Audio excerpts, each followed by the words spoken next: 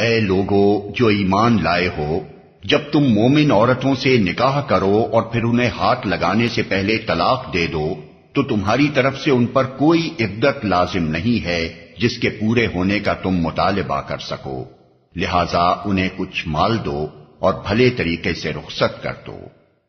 اے نبی، ہم نے تمہارے لیے حلال کر دی تمہاری وہ بیویاں جن کے مہر تم نے ادا کیے ہیں، اور وہ عورتیں جو اللہ کی عطا کردہ لونڈیوں میں سے تمہاری ملکیت میں آئیں، اور تمہاری وہ چچا زاد اور پھوپھی زاد اور ماموں زاد اور خالہ زاد بہنیں جنہوں نے تمہارے ساتھ ہجرت کی ہے، اور وہ مومن عورت جس نے اپنے آپ کو نبی کے لیے حبا کیا ہو اگر نبی اسے نکاح میں لینا چاہے۔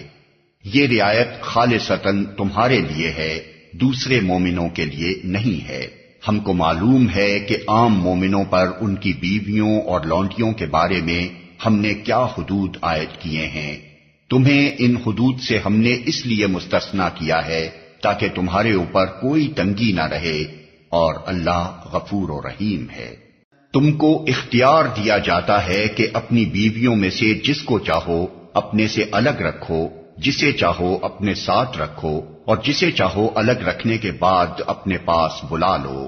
اس معاملے میں تم پر کوئی مضائقہ نہیں ہے۔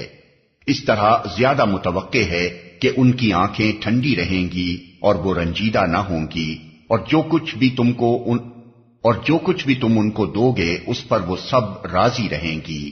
اللہ جانتا ہے جو کچھ تم لوگوں کے دلوں میں ہے، اور اللہ علیم و حلیم ہے۔ اس کے بعد تمہارے لیے دوسری عورتیں حلال نہیں ہیں، اور نہ اس کی اجازت ہے کہ ان کی جگہ اور بیویاں لے آؤ، خواہ ان کا حسن تمہیں کتنا ہی پسند ہو۔ البتہ لونڈیوں کی تمہیں اجازت ہے۔ اللہ ہر چیز پر نگراں ہے۔